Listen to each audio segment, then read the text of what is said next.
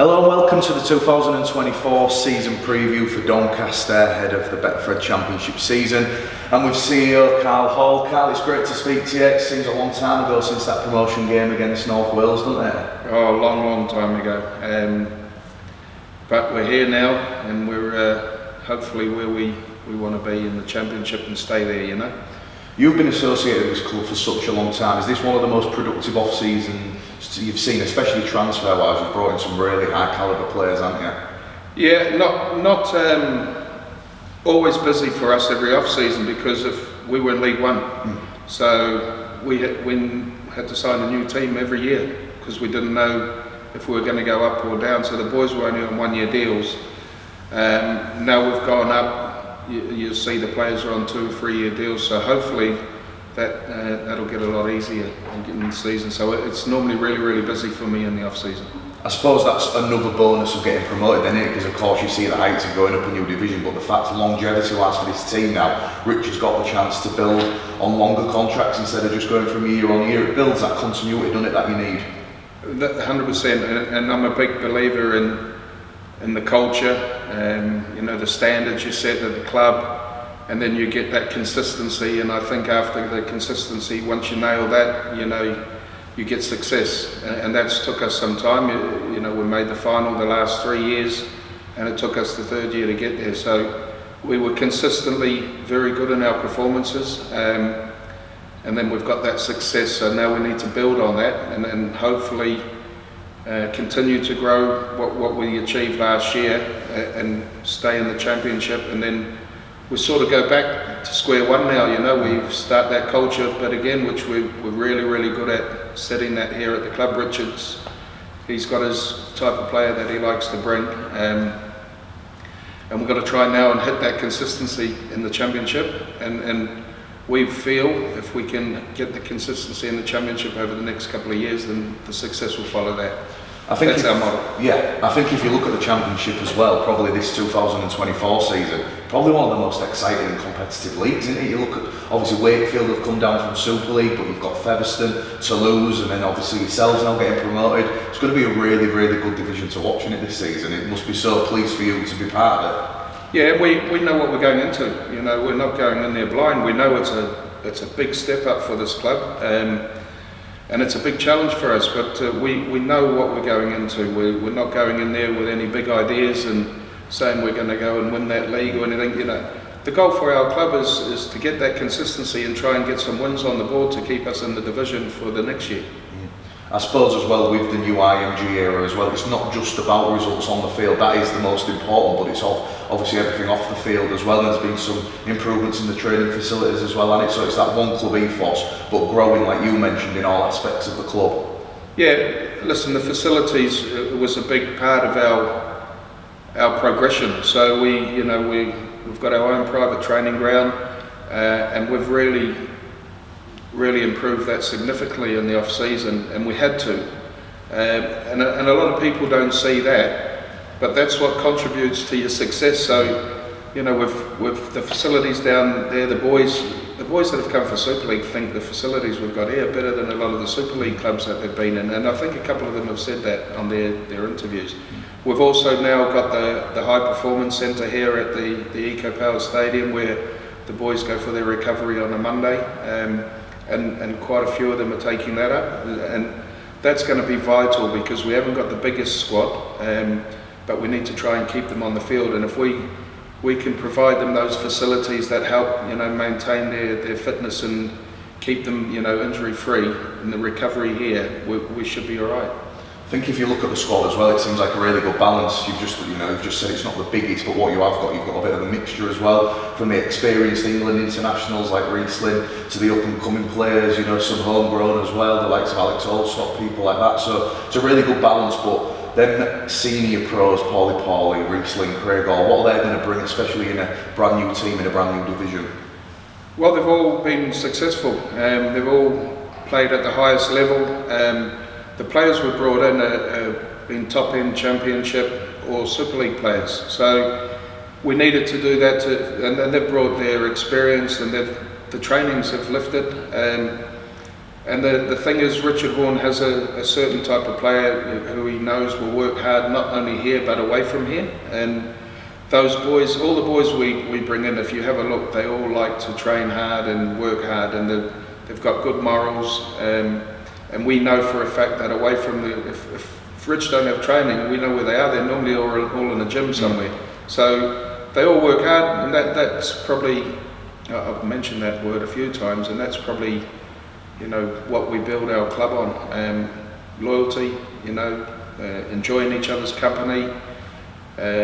My door's always open for them, the boys know that. And, you know, Richard and Chris Plume I think they're two really, you know, fantastic coaches.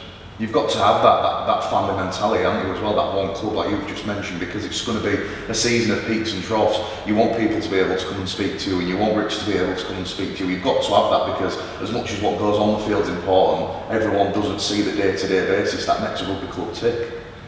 Yeah, you know, I'm a loyal person, and Richard Horne is the way he goes about his business coaching is great. I've seen him grow, you know, year on year. I've seen him grow, and like I said, I think, well, I know that his best years are coaching ahead of him. Now, we talked about this division, and we know we're going to have some bumps along the road this year for sure. You know, we'll be on the end of some scores, I presume, at times. But we'll stick together. We always stay together, and you know, we'll work hard and we'll deal with it. It's just the supporters have to understand that, you know, we're going into a tough league, and we'll give it everything we've got. But you know, the start for me, the start is for the top 6 teams. So it'll certainly tell us where we are. But one thing at Doncaster is, when everyone goes against us, we always stick together, and that's the ethos we have here. But we'll have some fun along the way. We'll have some bumps along the way, but as long as we learn from them and improve, that's all we can ask. You've just brought in Josh Riding as head of development. Just obviously we saw the press release a few days back, but tell us a bit more what his role is going to entail and how did that move come about. Obviously he's got a family of experience, hasn't he, as well. He's been around the block a bit like his dad.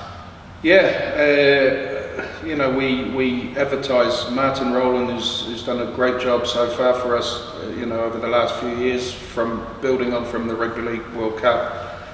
He's moved on to another job, and so we had to get someone else. So I got the Rugby League and David Raybould to come and interview with me, and one thing that I was pretty proud after that was he said the calibre of people who came for the job was a credit to the club. Now, you know, I don't take that lightly. I think that's a real big tick for us as a rugby league club. And it was hard to pick. It was really hard to pick the top 3. It could have went to any one of them. And I said to the other 2, you know, hopefully you just still stay in the game. You know, you're valuable to the game, and if I could pick all 3 of you, I would have. Now, I really feel we've got a good one in Josh. He's done the role before at Wakefield, 3 years, and just the real short space of time he's been here, I'm really impressed with him so far, and he'll go and do a good job for us. And obviously we said when we get to the championship, or we're always been a one club team, but the owners, Gavin and Terry, they've always said, you know, when we get there, they'll back us. The proof's in the pudding. They've backed us with their calibre player, and now they've backed us again with the head of development and Josh coming in, and hopefully we can take that to the next level. You know, I know he's got a plan from 7-year-olds right up into 18-year-olds and then on to first team. So it's going to take some time to put that into fruition, but you know, so far everything I'm hearing for him has been first class. Yeah, great, and obviously the fans will be backing you as well. I know there's nearly around 800 season passes, so obviously they're still available, but that's a great effort in it from the Dons fans.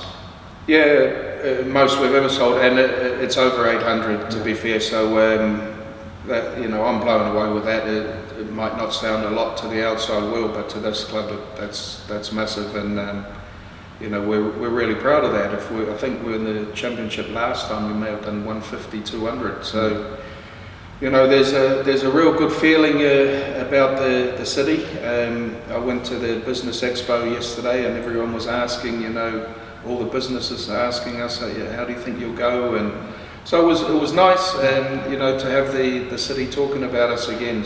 We're looking forward to the season. A long time we've had off, since we last played, but our one focus is just purely on York.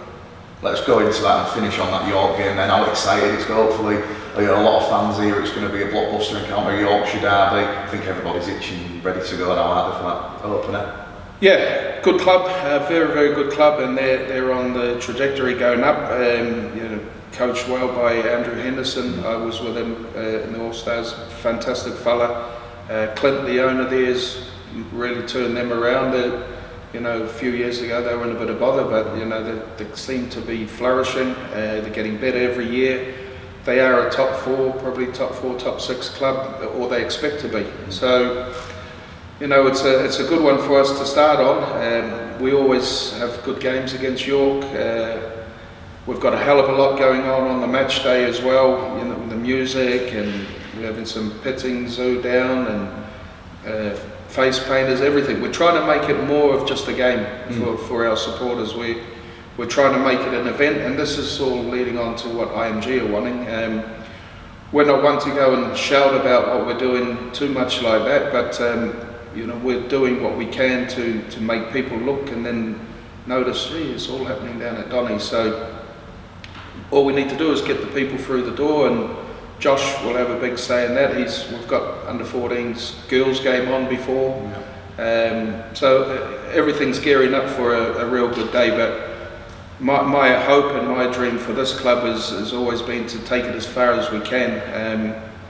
But you nailed it. It's real exciting for day one. I know the boys are really itching to get out there and perform, and it's round one. So who knows? Who knows if we can get them? We'll get them, and we're all looking forward to it. And it'll be a battle for sure. Yeah, 100%. Let's hope we get the win, Carl. Thanks for speaking to us.